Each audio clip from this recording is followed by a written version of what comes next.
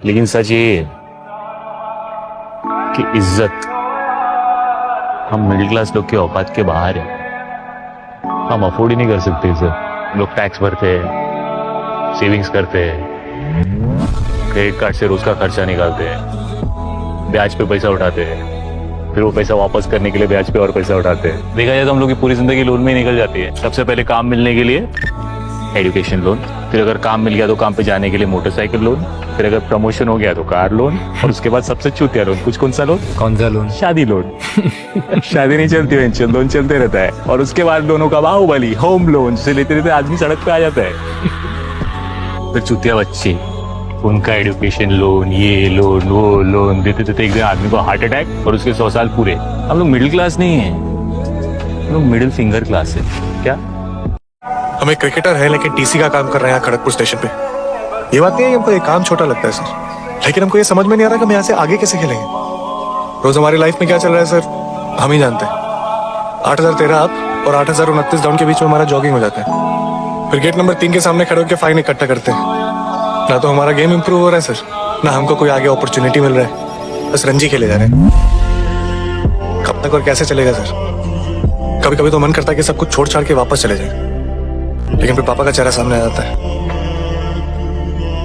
रोज रात को जब क्वार्टर लौटते हैं ना सर, तो ऐसा लगता है आउट होकर पवेलियन लौट रहे हैं।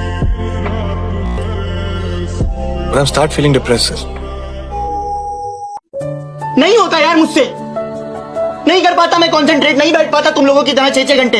तो क्या करूं मीना, बता मुझे, मैं क्या करूं? बता, कूद जाऊं, लटक जाऊं, भाग जाऊं? वापस भी नहीं जा सकता यार। लोग कहेंगे कि क्या हुआ, आईआईटी करने गए थे, नहीं हुआ सिलेक्शन आईआईटी में। तुझे देखता हूं ना मीना, तो शर्म आती है मुझे।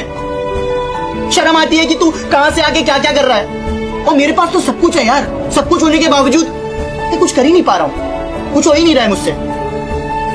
बाप आईआरएस है मेरा, उसको कैसे बताऊं यार कि मैं नालायक हूं, मुझसे नहीं हो पाएगा आईआईटी, मुझे माफ कर दो। कैसे बताऊं मीना? किसी तरह रट्टा मार मार के 10th तक पहुंचे तो पता चला कि जिंदगी में सफल होने के लिए एक ही तरीका है, और वो है इंजीनियरिंग। सब यही कहते हैं, माँ बाप, टीचर लोग, गली का वॉचमैन भी हमसे पूछता। इसलिए हमारे स्कूल के बच्चे हम सब पहुंच गए बकरों की तरह, मैं आईआईटी, मैं एनआईटी। अरे जिस बच्चे ने अपने बाप को जलेबी तलते देखा है, वो तो यही सोचेगा ना कि जिंदगी में पैसा ही सब कुछ है। I did not choose this engineering life, sir, and neither did this engineering life choose me. It was shoved down my throat by my teachers, while my hands were tied to my back by my friends, and my parents watched in silence. तुझे क्या लगता है?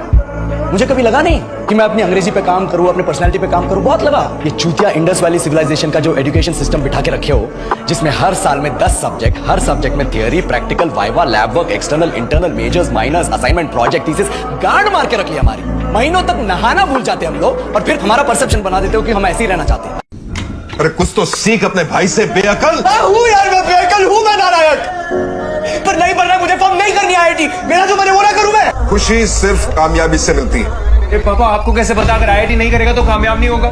मैं जिंदगी भर बिठा के नहीं खिला सकता हूँ। अरे कोई बात नहीं, मैं खिला दूंगा।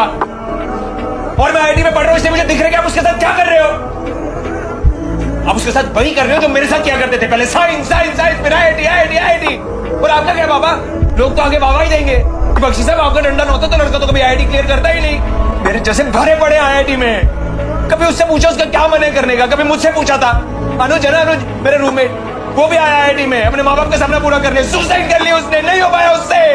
कभी सोचा मैं 20 सेमेस्टर में घर क्यों वापस आ गया? अकेले बैठे डर लगता था कमरे में, मैं डर गया हूँ पापा।